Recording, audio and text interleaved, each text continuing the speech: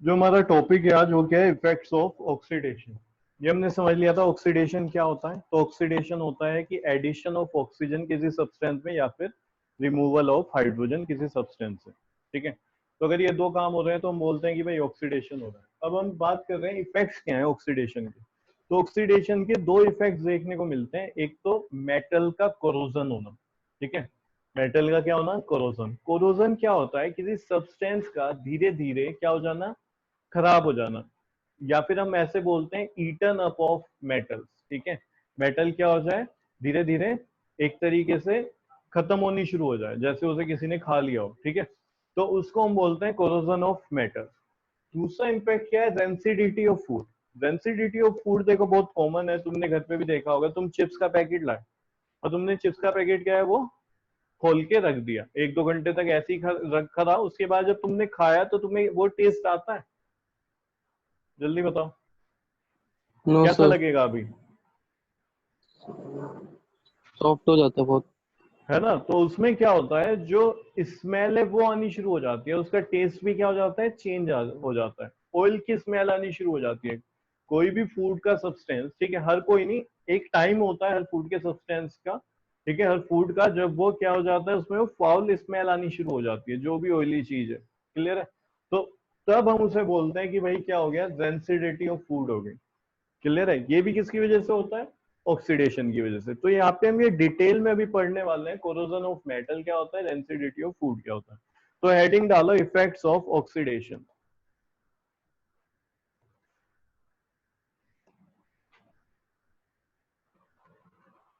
लिखो, there are two common effects of oxidation reaction. There are two common effects of oxidation reactions which we observe in daily life, which we observe in daily life.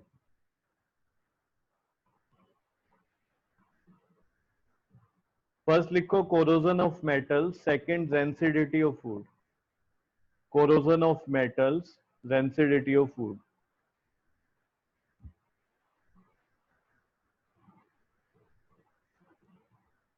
तो अब heading डालो corrosion. Corrosion लिखते हैं, क्या क्या होता है corrosion, definition लिखनी है हमें। तो लिखो, corrosion is the process in which metals, corrosion is the process in which metals are are eaten up gradually are eaten up gradually by the action of air, by the action of air, moisture, moisture, or a chemical, or a chemical. Chemical के bracket में लिखना such as an acid, such as an acid. ठीक है, जैसे chemical में acid हो गया, bracket close करो, सच एज एन एसिड, बस ये ब्रैकेट में लिखना है। आगे लिखो on their surface, on their surface. Repeat कर रहा हूं, ध्यान से सुनना। Corrosion is the process, corrosion वो प्रोसेस है in which metals are eaten up gradually. Gradually क्या होता है, धीरे धीरे। ठीक है, तो मेटल्स क्या है, धीरे धीरे खत्म होना शुरू हो जाता है। By the action of air, किस किस की वजह से, एयर, मॉइस्चर और अ केमिकल। अगर तुम किसी मेटल के सब्सटेंस पे कोई केमिकल डाल दोगे, जैसे एसिड हो गया, तो वो भी क्या हो जाएगा, वहां पे उस पर कोरोजन लगना शुरू हो जाएगा। और एयर या फिर मॉइस्चर, तो जहां पे एयर होगी, मॉइस्चर होगी, तो मेटल्स की ऑब्जेक्ट पे क्या लगना शुरू हो जाता है, रस्टिंग आनी शुरू हो जाती है। अगर हम बात करें आयरन, देखो दो चीजें यहाँ पे तुम पढ़ोगे, कोरोजन और दूसरा rusting.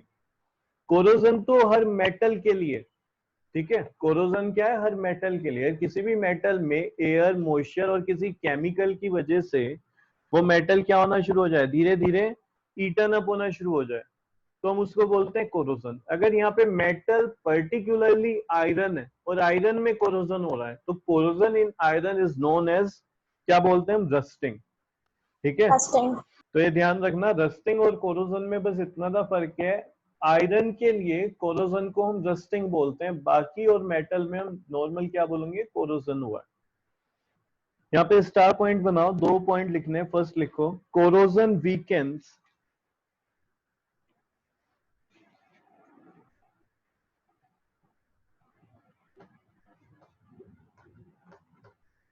corrosion weakens the iron and steel objects such as railings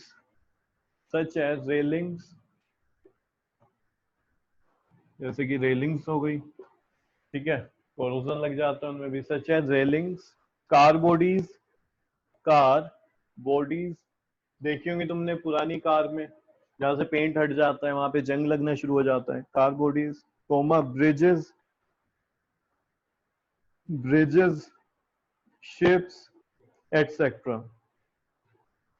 and make the life of object short and make the life of object short and make the life of object short।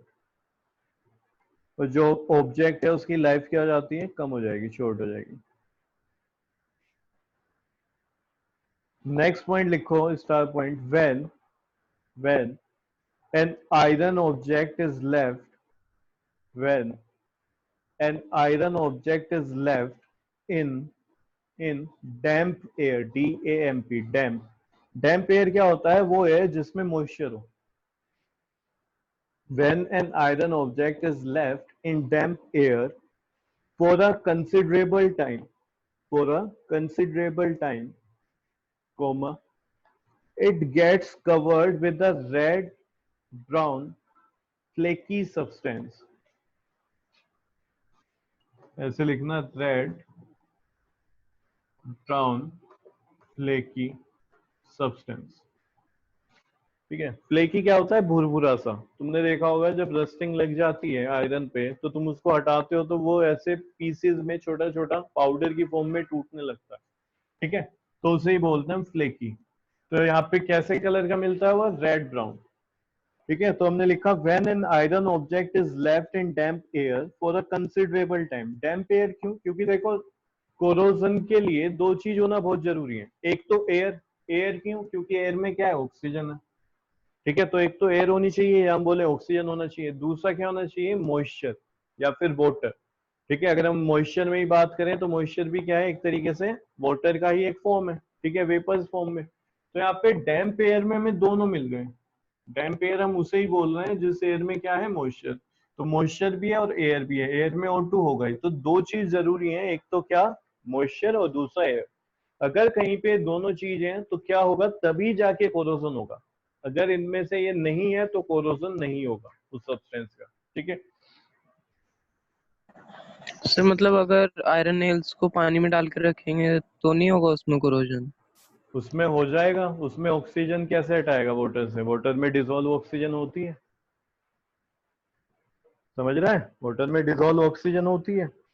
हाँ, अगर उसमें से oxygen निकाल देगा और water water होगा तो फिर नहीं हो पाएगा, ठीक है। वाटर में तो oxygen okay dissolve sir. Form में होती है, याद है, रेस्पिरेशन में हमने पढ़ा था, फिश वाले केस में। Yes sir. फिश जो है वो अपने गिल्स के थ्रू वाटर से ऑक्सीजन ले रही होती हैं, जो वाटर में डिजोल्व फॉर्म में होता है, तो इसलिए उनके पास गिल्स होते हैं। हम नहीं ले सकते क्योंकि हमारे पास गिल्स नहीं है, लेकिन डिजोल्व फॉर्म में ऑक्सीजन तो वहां पे भी अवेलेबल है, वाटर में। तो आगे लिखो, it gets covered with a red brown flaky substance called rust. इसे क्या बोलते हैं हम, रस्ट, RUST, अंडरलाइन कर लेना। This is called rusting of iron, this is called rusting of iron. इसे ही हम क्या बोलते हैं, रस्टिंग ऑफ आयरन बोलते हैं।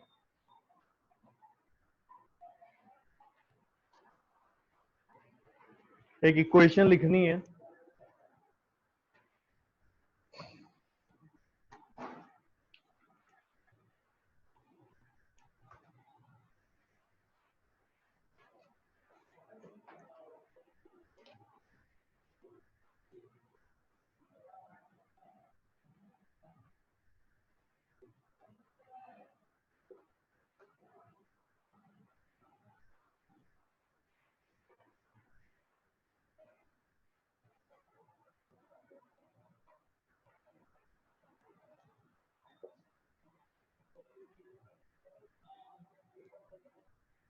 लिखो इसको।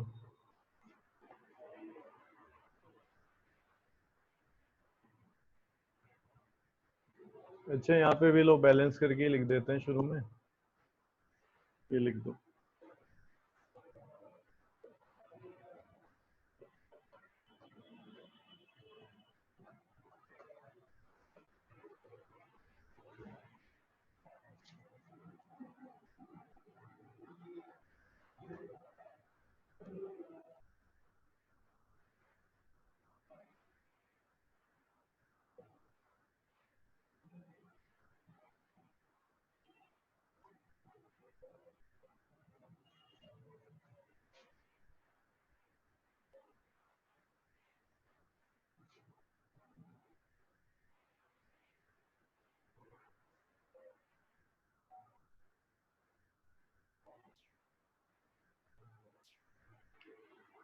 ये रिएक्शन लिखनी है इसमें, रस्टिंग ऑफ आयरन। तो देखो आयरन है, ऑक्सीजन भी होना चाहिए और वाटर भी होना चाहिए। अभी ये समझते हैं 2x का क्या मतलब है थोड़ी देर में। तो अगर यहाँ पे ध्यान दोगे तो यहाँ पे क्या बना है, इसी को बोलते हैं रस्ट। क्या है ये, रस्ट। तो देखो रस्ट का फॉर्मूला क्या होगा, Fe2O3 डॉट XH2। X क्या है, नंबर्स हैं, ठीक है। मतलब देखो वोटर का कुछ एक स्पेसिफिक नंबर नहीं है कि इतना ही वोटर मिले तो रस्ट होगा, ठीक है। कि अगर 1 मॉलिक्यूल मिला या 2 मिला या मैं बोलूं 10 मॉलिक्यूल ऑफ वोटर मिलेंगे तभी रस्ट होगा।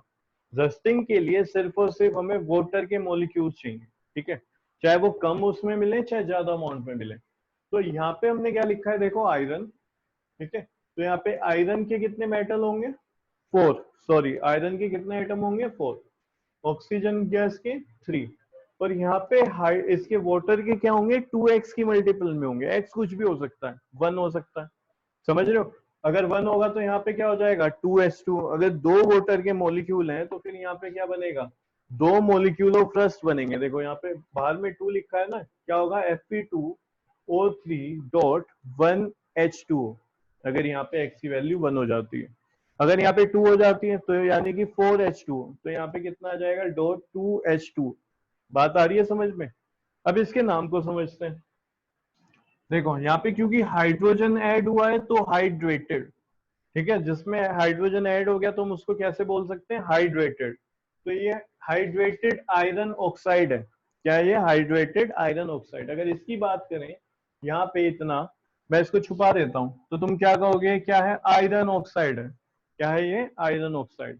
या तुम बोलोगे फेरिक ऑक्साइड है, ठीक है। दोनों तरीके से बोला जा सकता है, आयरन ऑक्साइड या फिर फेरिक। फेरिक क्यों, फेरस क्यों नहीं, क्योंकि देखो यहाँ पे वैलेंसी जब तुम लाओगे तो इसकी वैलेंसी +3 है, तभी तो इधर 3 आया होगा। तो ये क्या है, ये है आयरन ऑक्साइड या फिर फेरिक ऑक्साइड। और कैसा है, यहाँ पे मॉलिक्यूल इससे अटैच है किसके, आयरन, सॉरी वाटर के, ठीक है। वाटर को हम कैसे दिखा देते हैं, इस तरीके से H2। तो यहाँ पे X मॉलिक्यूल्स हैं, जितने यहाँ पे होंगे उसका हाफ होगा एक तरीके से, ठीक है। यहाँ पे 10 हो जाएंगे तो उधर 5 मॉलिक्यूल्स मिल रहे होंगे। ऐसा क्यों, 5 देखो इसके साथ है, एक के साथ, लेकिन यहाँ पे डबल है ना ये पूरा मॉलिक्यूल, तो 10 हो गया ना। मैं क्या लिख रहा हूँ यहाँ पे देखो, Fe2O3 डॉट 5H2। ये तो एक मॉलिक्यूल हुआ, लेकिन यहाँ पे क्या लिखा है, 2, यानी 2 मॉलिक्यूल बन रहे होंगे, Fe2O3 डॉट 5H2। समझ रहे हो। तो हुआ कितना, 10 ही हो गया ना, अगर यहाँ पे x5 होता तो। ये देखो 10H5 + 5 10 हो गया, ठीक है। ये भी 2 मॉलिक्यूल, तो ऐसे 2 मॉलिक्यूल बनेंगे रस्ट के। क्लियर हुआ। 3 का क्या मतलब है, 3 यहाँ पे डिनोट कर रहा है ये वैलेंसी को। किसको डिनोट कर रहा है, वैलेंसी को। अगर यहाँ पे 2 होती वैलेंसी तो हम इस तरीके से यहाँ पे 2 लिख रहे होते हैं। ये सिर्फ हमें वहां पे लिखना होता है, ठीक है। ये हम क्या लिख रहे हैं, इसका कॉमन नेम लिख रहे हैं, तो हम वहां पे लिखेंगे जहाँ पे वैलेंसी 1 से ज्यादा होती है। जैसे आयरन की हमने पढ़ी, 2 भी होती है 3 भी होती है। तो यहाँ पे हम जब नाम लिख रहे होते हैं, अगर मैं सिर्फ ये लिख दूं हाइड्रेटेड आयरन ऑक्साइड, तो यहाँ पे तुम नहीं बता पा रहे हो कि भाई आयरन में वैलेंसी कितनी रही थी, 2 थी या 3 थी। अब मैंने जब लिखा हाइड्रेटेड आयरन 3 ऑक्साइड, तो हमें पता चल गया यहाँ पे आयरन की वैलेंसी क्या है, 3 है। समझ रहे हो। अगर मैं अब लिखता फेरिक ऑक्साइड तो तुम्हें समझ आता है, फेरिक मतलब +3 वैलेंसी। फेरस ऑक्साइड तब भी तुम्हें समझ आ रहा है, +2 वैलेंसी। लेकिन अगर हम आयरन करके लिख रहे हैं आयरन ऑक्साइड, तो यहाँ पे नहीं पता चल रहा कि भाई वो जो आयरन है Fe है उसकी वैलेंसी +2 होगी कि +3, तो इसलिए हमें लिखना पड़ता है आयरन 3 ऑक्साइड, या फिर आयरन अगर 2 वैलेंसी होती तो 2 ऑक्साइड। तो यहाँ पे ध्यान रखना है, जो रस्ट होता है वहां पे फेरस नहीं फेरिक ऑक्साइड बनता है, ठीक है। हाइड्रेटेड क्यों? क्योंकि वाटर मॉलिक्यूल्स उसमें ऐड हो रहे हैं, इसी को बोलते हैं रस्ट। तो रस्ट का फॉर्मूला क्या होता है, ये क्लियर है? रिएक्शन क्या होगी ये पूरी, ये रिएक्टेंट इन्वॉल्व होंगे उसमें। रस्ट कहाँ पे होता है? आयरन में, ठीक है। बाकी उसमें हम नॉर्मली क्या बोलते हैं? कोरोजन हुआ है, ठीक है। तो रस्टिंग भी एक कोरोजन ही है, लेकिन जब स्पेसिफिक बात कर रहे हैं हम आयरन में, तो वहां पे कोरोजन ना बोल के हम उसको रस्टिंग बोल देते हैं। क्लियर हुआ यहाँ तक? इसमें क्वेश्चन क्या आता है? Right the equation of rusting, कि रस्टिंग हो रही है उसकी इक्वेशन दो। तो ये तुम्हें याद होना चाहिए, इंपॉर्टेंट है, इसको यहाँ पे कहीं पे रिएक्शन के ऊपर ही लिख लेना, इंपॉर्टेंट।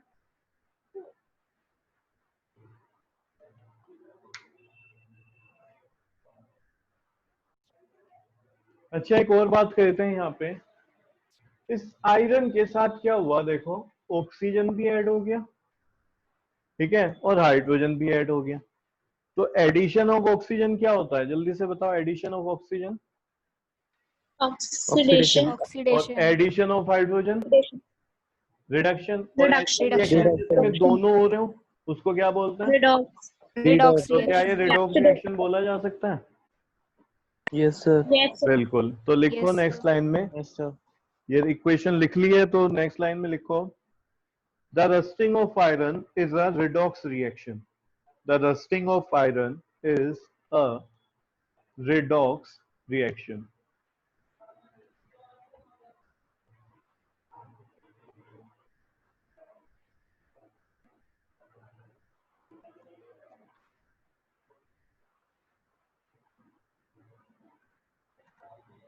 नेक्स्ट पॉइंट लिखो, स्टार पॉइंट बना के लिखो, rusting of iron can be prevented by, rusting of iron can be prevented by painting the iron article.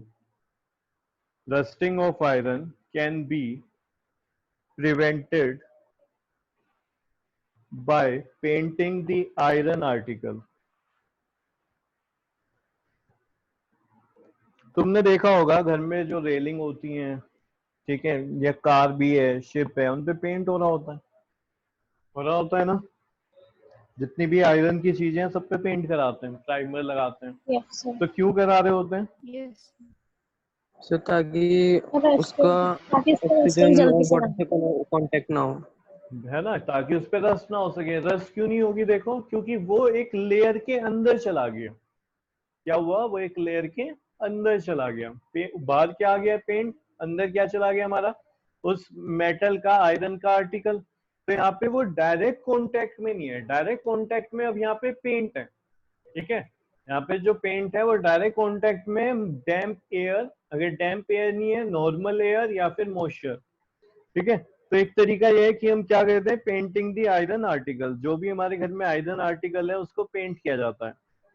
आगे लिखो, full stop, this can also be prevented by, this can also be prevented by applying a layer of zinc, ZINC, applying a layer of zinc over iron article, over iron article, full stop.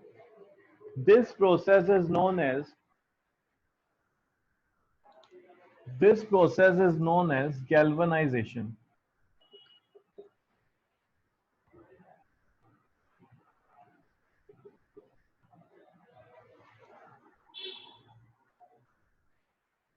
इस process को क्या बोलते हैं? Galvanisation. तो दूसरा तरीका क्या है, जो आयरन के आर्टिकल हैं उसको क्या कर दिया जाए, उस पर कोटिंग कर दी जाती है जिंक की, ठीक है। तो उससे भी क्या हो जाता है, जो आयरन है वो डायरेक्ट कांटेक्ट में नहीं आएगा, तो इस तरीके से वो रस्टिंग से सेफ हो जाता है। तो ये पहला इफेक्ट था कोरोजन का, ठीक है, सॉरी ऑक्सीडेशन का। इफेक्ट ऑफ ऑक्सीडेशन में फर्स्ट ये था। सेकंड लिखो, रेंसिडिटी। रेंसिडिटी, तो बात करेंगे रेंसिडिटी क्या होता है। देखो, rancidity is the process of oxidation of fats. Rancidity is the process of oxidation of fats and oils. Oxidation of fats and oils. तो रेंसिडिटी में क्या है, ऑक्सीडेशन हो रहा है यहाँ पे भी, किसका, फैट्स या फिर ऑयल्स का. That spoil the food